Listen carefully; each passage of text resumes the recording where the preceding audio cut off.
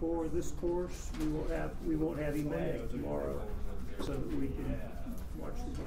I appreciate that. You're welcome. I showed up to Emag last Thursday and was thoroughly impressed. Yeah, that was, I gotta say, probably one of my best lectures all semester. I cannot believe you derived that equation. Yeah. That was an amazing. I really didn't know what was going going to to, when I got started, I didn't know what was going to happen. Really? Yeah. It was a thing of beauty. It was. You don't see quantum used like that. Maybe. For me, and I didn't get you. Now, is this my copy, or do you need to make a copy? Well, I would go with the copy or original. Because my teachers haven't told me if they wanted it yet, but if they do want one, I can just go to the office and make one. Like have them print I was trying to clear out either way, whatever's easiest. When should I be able to use it? Or can I just like slide it to your office door? Alright, thank you. I don't like 4G on an iPad. I do that when I got Wi-Fi. I'm not a filthy rich. Hey, you have an iPad? The basic iPad. Still iPad. Still iPad. This thing is like 700. It's called 80. Is 80. The keyboard is something I spent. No, not Lex. No, never Lex. Yeah, Lex. I don't work out. I say I work out, but I don't. Yeah, we don't.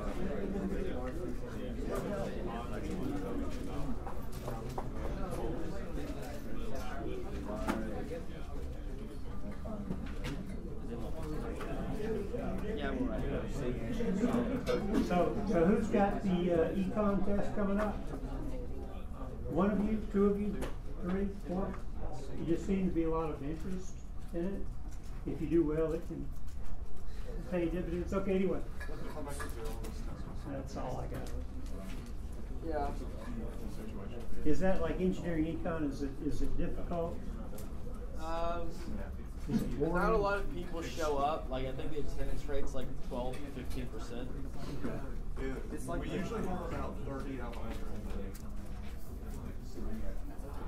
All right, thanks for the homework. Do what? Yeah. So, as I understand, a few of you have come by and said that this week has been a really easy week for you. There hasn't really been a lot to do or study for or anything. It's just been really laid back, sort of a Zen week so far. And so, as I understand it, most of you have had plenty of time then to print out the sample test and go over them. So you're all set, right? Shall we look at Fall 10, Test 2? Okay, we will do that.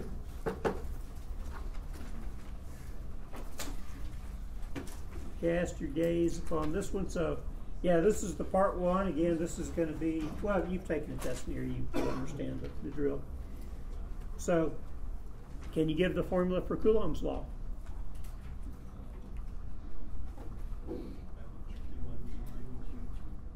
Well, actually, it says make an appropriate sketch.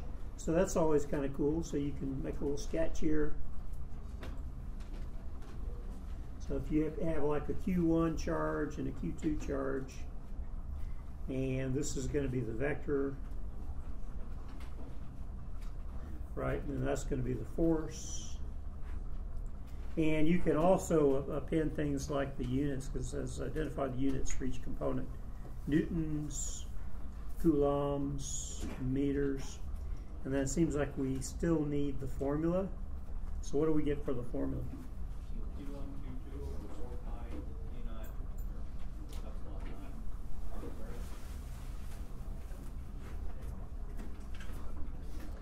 That's it.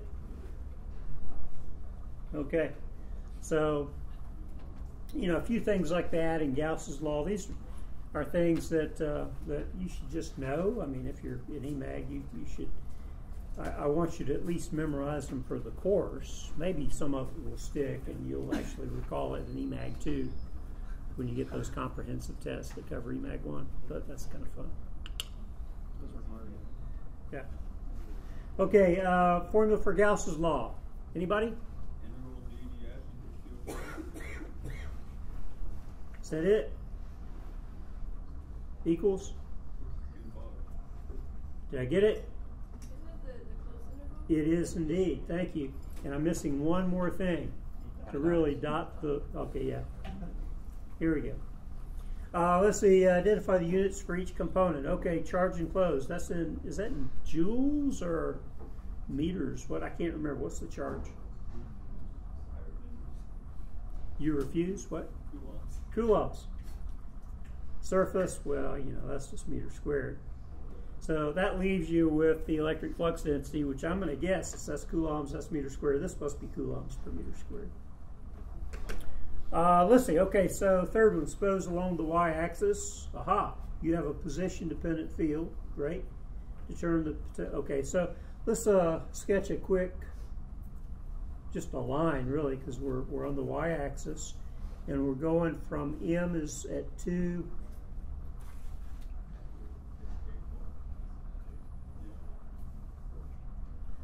and N is at, so there's M, there's N, and you're given E. So somehow or other I need to find VMN, and hopefully you remember the expression for the voltage related to the electric field, right?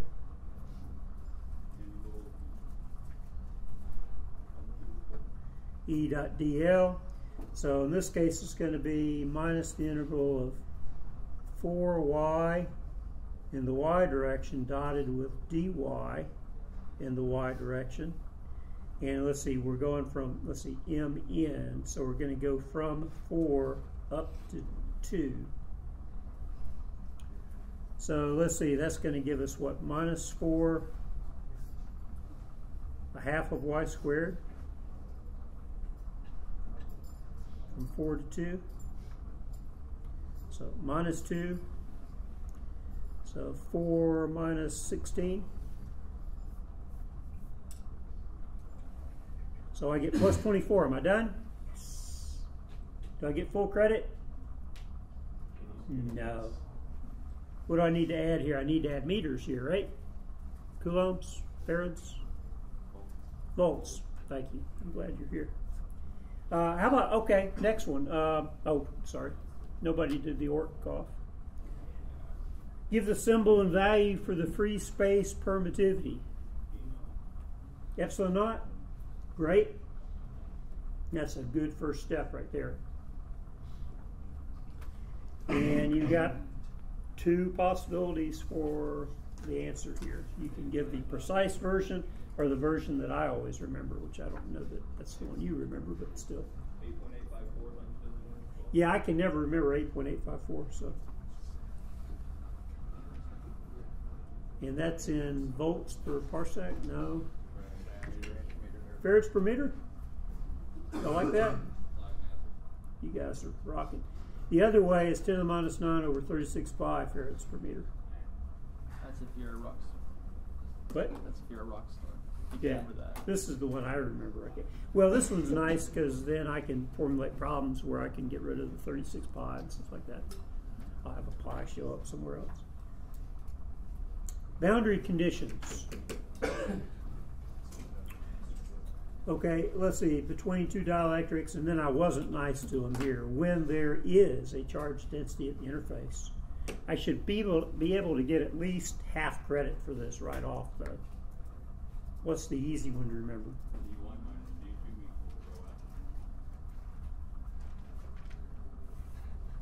That's the harder one to remember, and it's even harder to remember correctly. So one more time on, of course it could be that I didn't hear the little unit vector part at the very beginning. So you can claim that you said that, and I wouldn't know any better. So how about the easier one? ET1 equals ET2. What? I was going to let you have another chance. I don't have my book out. This is your book, buddy. It's right in here. But I heard it. ET1 equals ET2. Tangential electric field's got to be equal, right? So E tan 1 equals E tan 2. Y'all just got back from spring break. Tanning is on your head, right? So look. Okay, the other one. I think what I heard you say back there was A21 dot with D1 minus D2 equals rho S. I'm convinced that that's what you said. Okay. If I don't have a charge density, a charge at the interface, what does this become?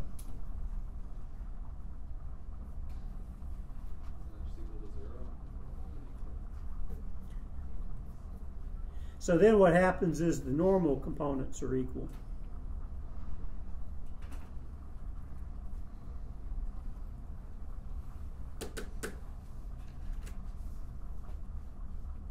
What do you think? Y'all can do this thing?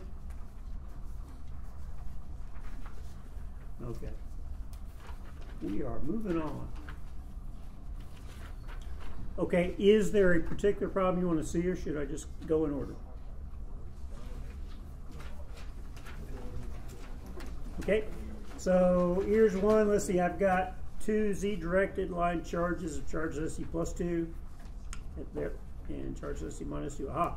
Okay, so you always start with a sketch, even if I don't ask you. It's always good for that partial credit thing.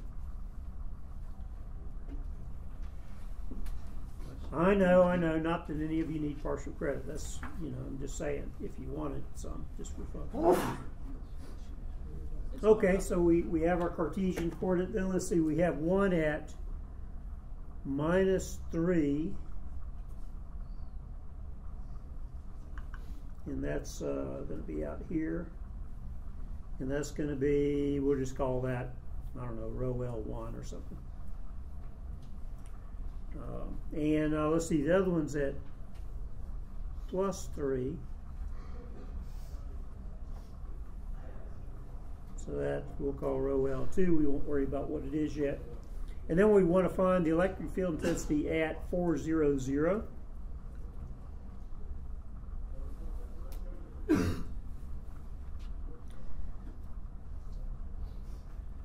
Okay, so that's what we're about on this problem, and I always, well, don't always, I usually will re-sketch this in 2 dimensions because that's really all I need to worry about in this problem is the YZ, right? So I can sketch it like this. It's supposed to be a Y.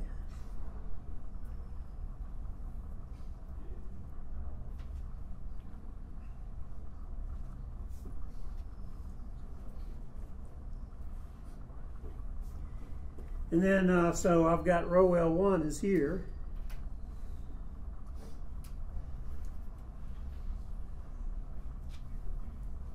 And 1, 2, 3, rho L2 is here. And that's the minus. And I want to find everything at this point. All right, so since you've got a pair of infinite length lines of charge, what you know you're going to be doing is using the equation for the field for infinite length line of charge. That's rho L over 2 pi epsilon naught rho in the rho direction, right? Okay. So that means we need to figure out what goes in here, right? And in fact, what I can do is I can say, all right, I just need to add E1 and E2. I need to calculate rho L over 2 pi epsilon naught rho A rho for each one of these. For rho L1 and rho L2. Let's see, if we do rho L1 first, I know I'm going to need to know what rho in the rho direction is. And you notice I wrote it, rho in the rho direction. That would be using Stu Wentworth's personal portable coordinate system, where that's in the z direction. I'll say z Stu, just to indicate that that's my system, not the system given. And said, okay, I've got rho A rho, but now I need to transform that into the coordinate system I'm given in the problem. So here we have rho in the rho direction equals, let's see, 4 in the x plus 3 in the y. That's always encouraging when I see that whole 3-4 thing, because the magnitude, I don't need to even think about it. I know the magnitude is 5. And then 0.8 in the x plus 0.6 in the y. Are we good?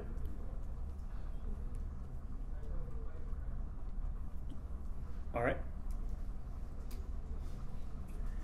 So let's see, we've got that. Looks like I can go ahead and solve for maybe E1. And also, when I look at that, I can tell that I'm going to have a field going this way for E1. Now for E2, since this is minus, we know that the field for that one's going to be directed this way because of the symmetry of the problem. I can see the x parts are going to cancel, and all I'm going to be left with when I get all done is the y direction. Okay, so we're ready then. We can calculate E1. Let's see, that's going to be rho L over all that stuff. Let's see, rho L1 is 2 nanocoulombs per meter. Then I've got a 2 pi. I've got a 10 to the minus 9 over 36 pi farads per meter. I've got rho is 5 meters. And then I've got a rho is this 0.8 in the x plus 0.6 in the y. Let's see, unit conversion time. I know I'm going to need volts here, and I don't have it yet. Let's see, meters disappear there. A farad is equal to a coulomb per volt. So coulombs, farads, leaving me with volts per meter, yay. So that tells me I set up the equation okay, and I'm feeling happy and good. All right, so 2 pi, 36 pi, so that's going to give me an 18. I guess there's nothing for it. You just have to do the math now. The 10 to the minus 9's canceled. And for this one, I get 5.76 in the x. Is that really what I get? Yeah. Plus 4.32 in the y, volts per meter.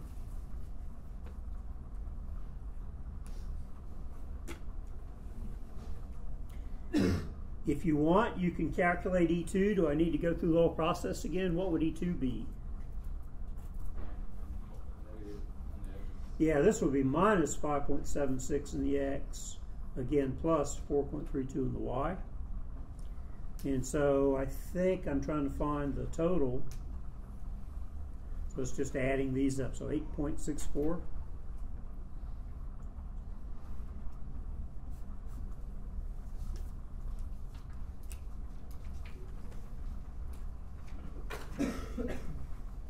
What do you think? You'd love to see a problem like this on the test? This would be awesome? Okay. Okay. Except not with that 3, 4, 5 thing, because that's just lame, isn't it? No, it's quite acceptable. Okay.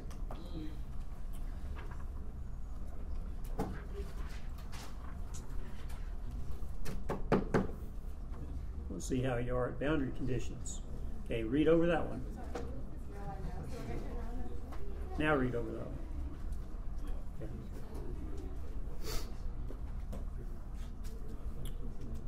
Okay. All right, so medium 1 is for y less than 0. That's all that. Okay, it looks straightforward. The only thing is there is a surface charge at the boundary. So what I'll do is I'll do the sketch and then do my bookkeeping on it.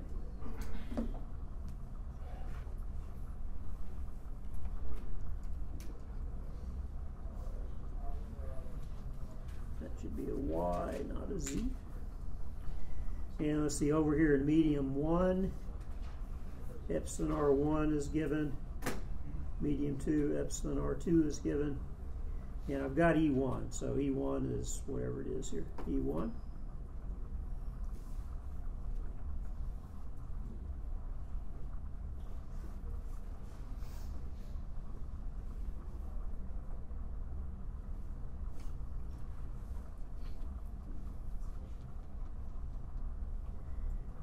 And I know eventually I want to figure out what E2 is. And if you want, you can kind of like put some dots in here and say, all right, I've got a row S here at the boundary.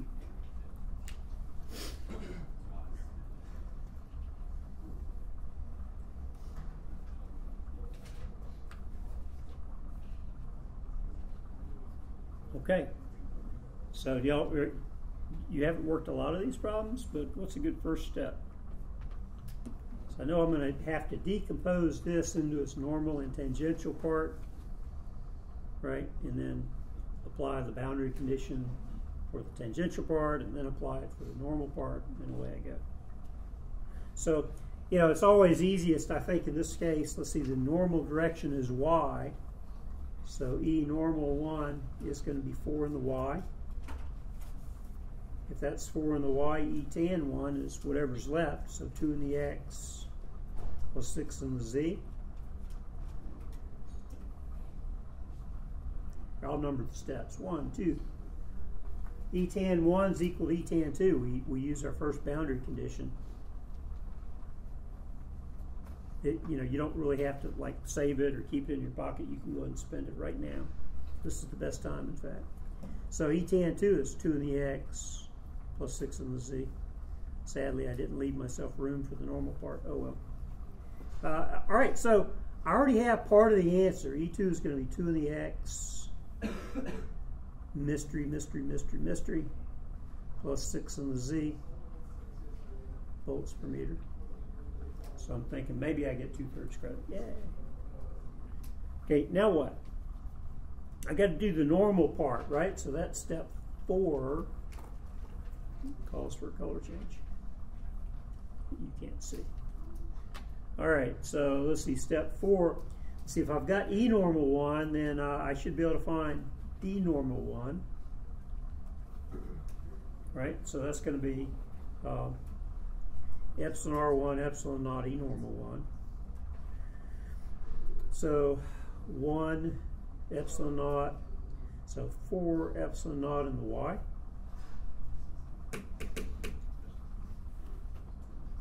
So far, so good.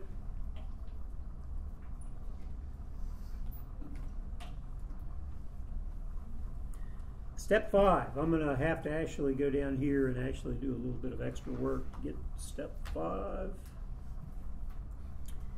We're going to use the other boundary condition. So I'll go ahead and jot that down, and this should also be in on your formula sheet.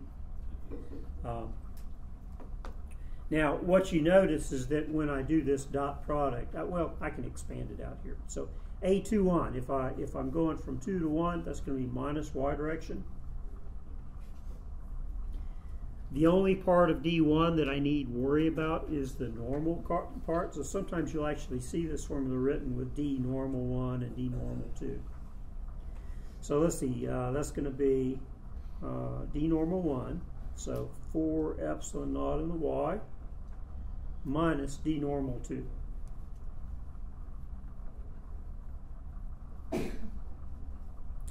And that equals rho s. What's rho s in the problem? That's going to be minus 10 to the minus 8 over 36 pi coulomb per meter squared.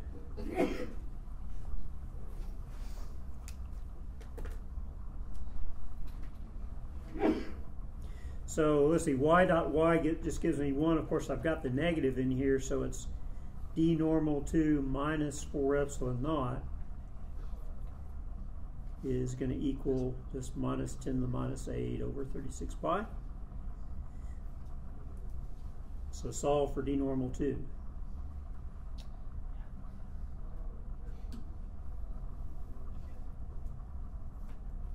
So minus becomes a plus of 4 times what? 10 to the minus 9 over 36 pi. Is there a negative in front of the AY out front? Here? Next line, right there. Up here? Mm-hmm. Okay, yeah, so what you're doing is the formula for the boundary condition is A21 dot D1 minus D2 equals rho s, and the the ordering is very important because, you know, the row S could be a plus or minus and all that. And so that's why you got D1 minus D2 and this A21. The A21 actually goes from medium 2 to medium 1 in the minus Y direction. You could have made it, we could have made it A1, 2 dotted with D2 minus D1. That would work also. D2 minus D1? Yeah, If it was A1. by saying that I've already confused you, so I shouldn't have even said it. But yeah, there's several different ways you could write that equation. All right.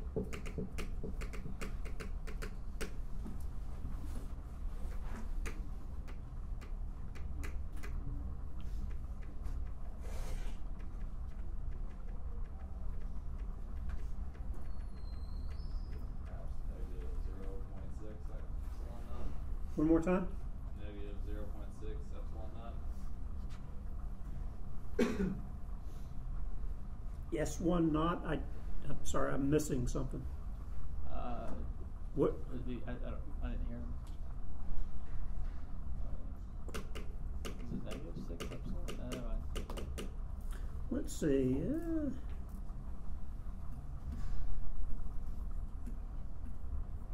I guess what I could also do is say that this thing is equal to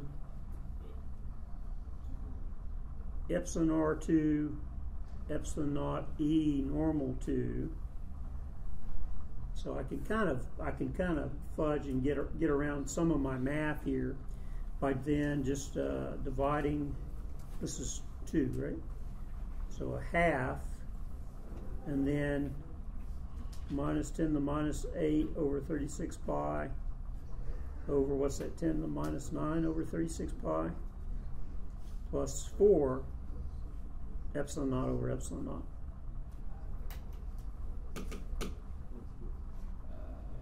I don't know if that makes sense to you or not, but this gives you a 10, right? Yes. Well, a minus 10 plus a 4 is a minus 6 divided by 2 is a minus 3. Okay. What direction? Y?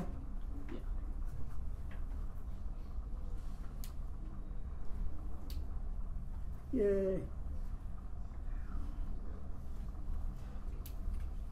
You can't see all that at once.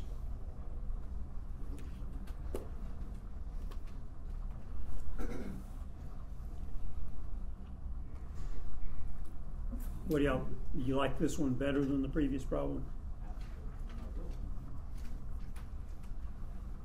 Really? Yeah. Okay. No? Thumbs down? Yeah.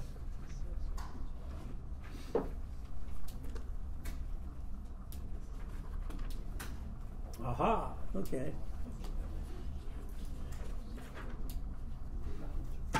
What do you think? Can you do this one?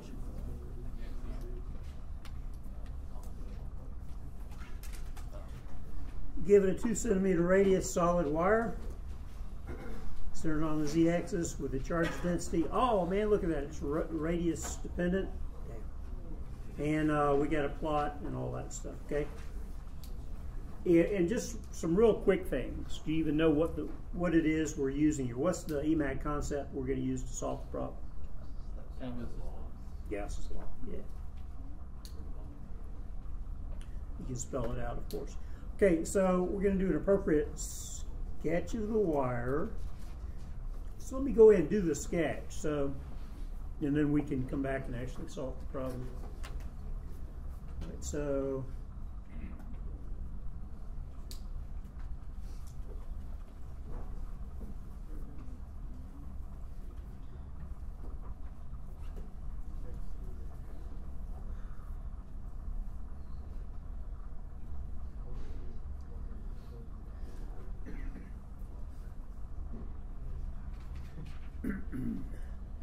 okay, and then let's see, this is what we said, radius is 2 centimeters.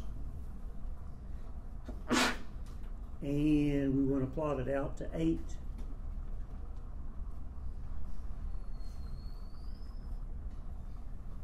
And let's see, D rows can make coulombs per meter squared. Okay, so I've got my sketch and a place for my plot as soon as I can figure out what to put in there. All right, so let's see, I know it's going to be a Gauss's law problem, so I can go ahead and jot down that this is going to be d.ds is Q enclosed. Okay. What do you want to select as your Gaussian surface? 20-sided dice, maybe? What? A sphere. Yeah, sphere's good. Yeah. Pyramid. Nobody ever uses those, but this would be cool. Yeah, so remember what we want for the surface. We want the surface to everywhere be either normal to the field or parallel to the field. Okay, so we're going to, I don't know, choose the cylindrical Gaussian surface, right? And in fact, in this case, we'll make it a height h, but doing the cross section,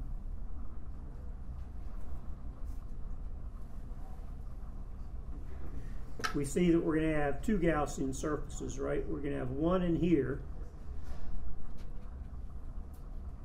and we're going to be having one out here. So that's Gaussian surface 2. That's Gaussian surface 1. 0 less than rho less than a, rho greater than a. Okay. If you want, I already know there's not going to be a, since there's not a surface charge, it's continuous. The value that I find for field from this one and the value that I find for the field for that one at rho is equal to A has to be equal. All right, so what do we know about the electric flux density? What kind of components do we have for that? Just examining the symmetry. Yeah, all we're going to have is d rho in the rho direction. Okay. For the differential surface vector, we can see that what we're talking about is rho in the phi times dz, and that's all radially directed. Okay.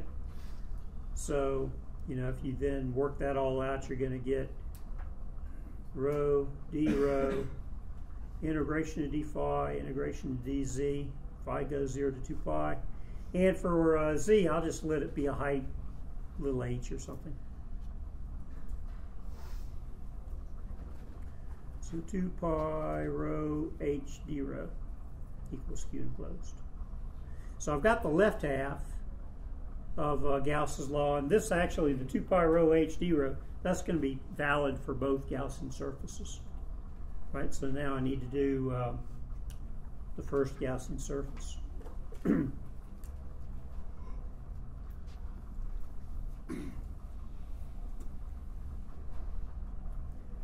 So Q enclosed then is going to be the integral of QV integrated over the volume. So that's going to be the integral of 6 rho. And the differential volume element is going to be rho, d phi, dz. Right?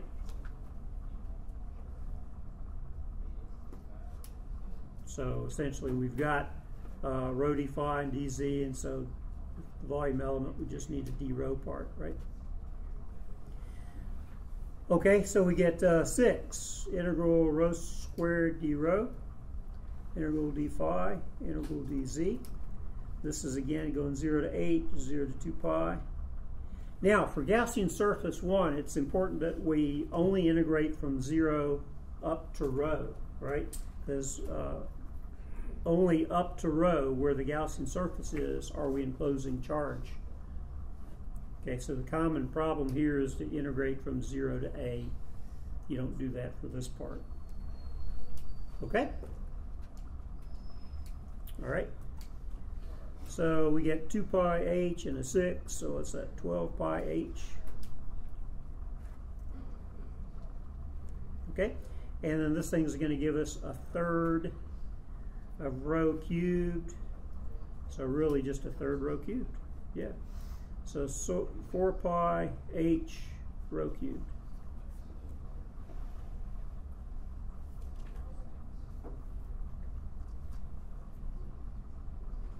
Good? Okay. So then we're going to equate that with the left side and solve for d rho. So d rho is 4 pi h rho cubed. I'll even do the color scheme. So this is two, it should have been red here for d rho, sorry. 2 pi rho h. Let's see, so we got rid of our h, yay, we got rid of some of the rho. That becomes then 2 rho squared.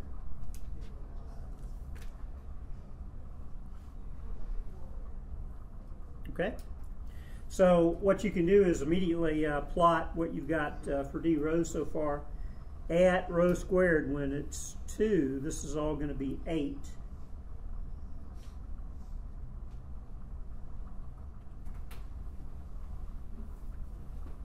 And then it's a rho squared thing, so I know it's going to be doing this kind of like upward parabolic looking thing, right?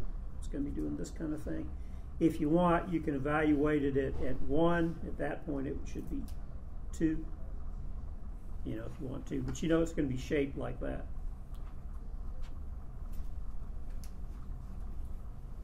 Okay, and all right, so now we need Gaussian surface 2.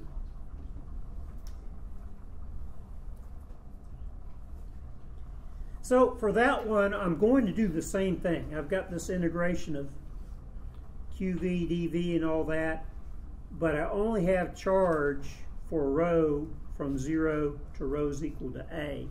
And then beyond rho is equal to A, there's no additional charge.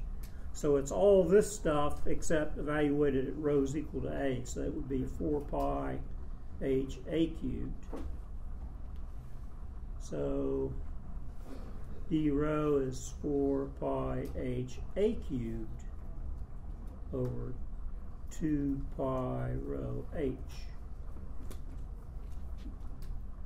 2. So let's see what 2a cubed over rho. Let's just check this. So at rho is equal to a, that would be 2a squared. And a is what? 2 centimeters. 2 times 4. 2 is 4 times 2 is 8. So it's the same point. And then you're just going to get that 1 over rho thing. So I guess we need to evaluate it at, let's evaluate it at 4. Oh, in fact, up here you have this little table, so you can kind of fill it in, right? Let's see. 0, 8, let's see, 2, what's it going to be at 4? Let's see. 16 divided by 4 is 4.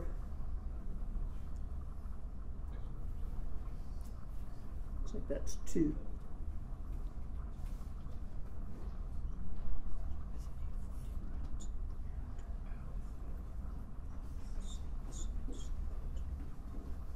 Anyway, so you're going to get this kind of thing. How did you get the 8 in the table again? One more time. How did I get the 8? Yeah. Okay, so that was like on the first one I found d rho was equal to 2 rho squared. And at rho is equal to 2, that's 2 times 2 squared. Okay, and then when did you plug into the bottom one, GS2? And so for the bottom one, at rho is equal to 2, I get 2 times 2 cubed over 2, so it's still 8. Yeah, so, and that's a good check. In one of these where you don't have a surface charge, right, with a surface charge, you're going to get a jump in D. You probably saw that. If I've got these two cylinders that are really, you know, thin cylinders and they've got charge on them, you see like no field and then a jump in the flux density that corresponds to what rho s is, and so on. But here you've got a volume charge density, so there's no sudden jumps in the field. Okay, cool. So who's making 100 so far on this test? We've got 1, 2.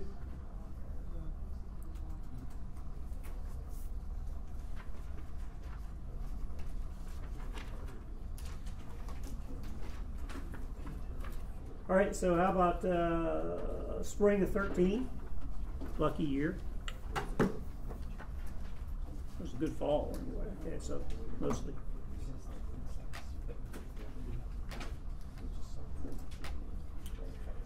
Now, I think I had this one on here as a homework problem also. I just like this one because it's one that if you've been paying attention, you should be able to get this one pretty easily. So suppose the universe consists of a 6 Coulomb charge completely enclosed by a thin-walled, non-conductive cube that has no charge on its surface. How much net electric flux passes through the cube's surface? Thank you. Yeah. 6.5? No. So that one's supposed to be easy. It was. All right. So, oh, here's one. So this again is part 1. So this is the pencil only thing, right? Part 2 is actually one that has a wee bit of calculation. So you've got a charge on the z-axis. Z is minus 3. The origin. Okay. So this one is one, it's nice to go ahead and do a quick sketch.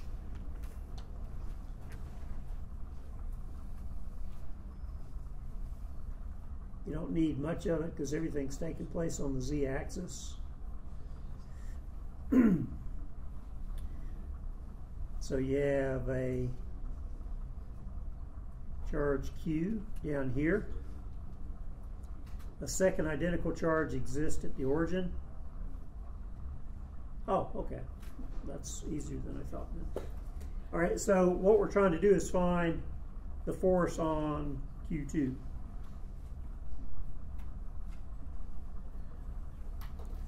So that's the case where you just use what you know about Coulomb's law.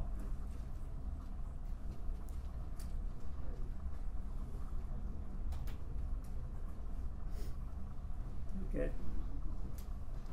I should be able to write all this out. So Q1 is 10 to the minus 4 coulombs. Q2 is 10 to the minus 4 coulombs. There's space down here for a 4 pi, so we'll use it. Let's see, also there's space for R is 1, 2, 3, so we'll put 9 meters squared here. Then we'll put epsilon naught as 10 to the minus 9 over 36 pi. What am I missing? Oh, the direction is just a z. And then a farad's equal to a coulomb per volt. And again, pencil only, so if things don't work out well, we're in big trouble, right? So we have 9, 1, yay, so far so good. 10 to the minus 8 over 10 to the minus 9. Middle name of Ren 1010. 10. What's that? Okay, so it's going to be 10. Oh wait, what are we trying to get here? Farads, coulombs. That doesn't look right. So we got a farad. We still aren't right with units. Oh my gosh, this could be a catastrophe. So we got rid of the coulombs. We got rid of the farads. So the answer is in volt coulombs, and you should get partial credit for that. But if you want full credit, what do we do? What's that? A joule is equal to a coulomb volt. So coulombs disappear. Volt disappears. Physics. I remember something about joules and Newton meters, but I also remember ergs, so who knows? What? So do we have to spell out all the unit conversions on the test? What's that? Do we have to spell out all the unit conversions on the test? No. Okay. That's something that I do because about every 4 or 5 times by doing this for me, I catch a mistake. You're free to make a mistake. I don't care. Knock yourself out. So anyway, so this becomes, and then a joule is equal to a Newton meter, and you get rid of the other meter that you're trying to get rid of, so you just end up with newtons. And the C.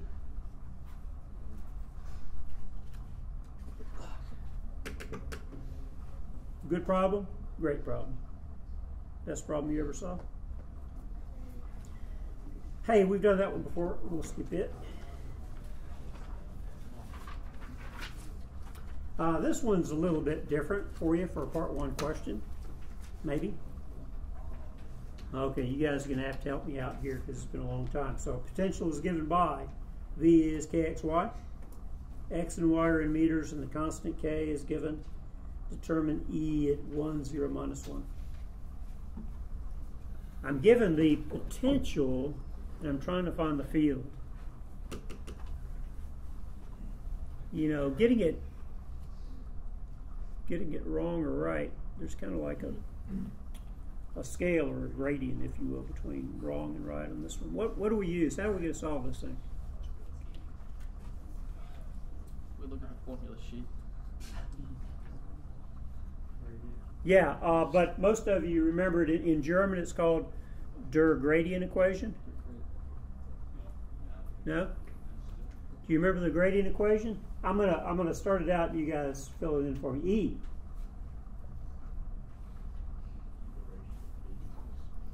Minus the gradient of V. Thank you. All right. So when I do the gradient, it's going to be minus the partial with x of kxy in the x direction, minus the partial with y of kxy in the y direction, minus the partial with z, but there's no z in it, so I don't need to worry about the z part, right?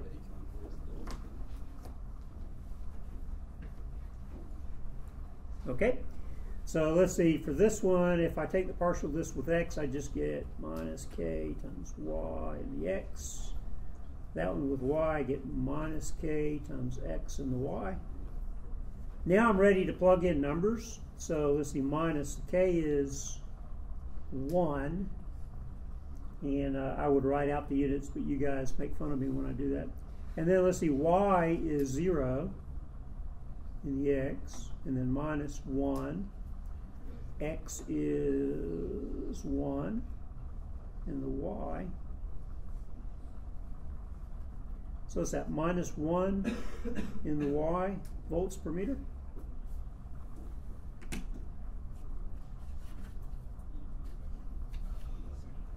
What do you think? Good part 1 problem or great part 1 problem? You like it? Yeah. So of all the part 1 problems so far that I've gone over, this is your favorite? It's the worst. It's the worst? Let's see. Okay, I had 5 as a repeat of the other one. I got to really mix things up. You guys don't want to see the same questions all the time. I could be wrong about that. Okay, so rapidly then, let me just mention what's on the rest. Okay, a few of you have asked me not to post the solutions to the test. You say that that's like a spoiler, you know, and it ruins the surprise, but a few of you still want it. What do y'all want? Post the solutions for these? Maybe. It's kind of, I don't know. Can't quite tell what you want. All right. This one, though, there's a point charge, a line charge, and a sheet charge, right? So it's really just 3 simple problems, finding the field from each one and adding them together. Okay? Not bad. Next one. This looks a lot like the homework I've collected. Maybe it's the same thing. I don't know. Does it look familiar? Well, if you did the homework. Yeah, and so you're given parallel plate capacitance, and then you're given the other things, the area, the separation, potential difference, and all that. Yeah, so we're running out of time, but I can tell you on this one, you know, for a parallel plate capacitor, this is the condition. You know that because I told you had to know that, because you couldn't call yourself an electrical engineer if you didn't know that. It's kind of like Kwai Chang. If he didn't walk the rice paper without breaking it, he wasn't going to pass Kung Fu school. You don't know what I'm talking about? Awesome. Okay. So, we've got capacitance, yay. We've got surface, yay, yay. The only thing we don't have is relative permittivity, so we solve for that. Okay, so crunchy-doo-dah, right? 2.26 is what I get. How about magnitude of the surface charge density on a plate?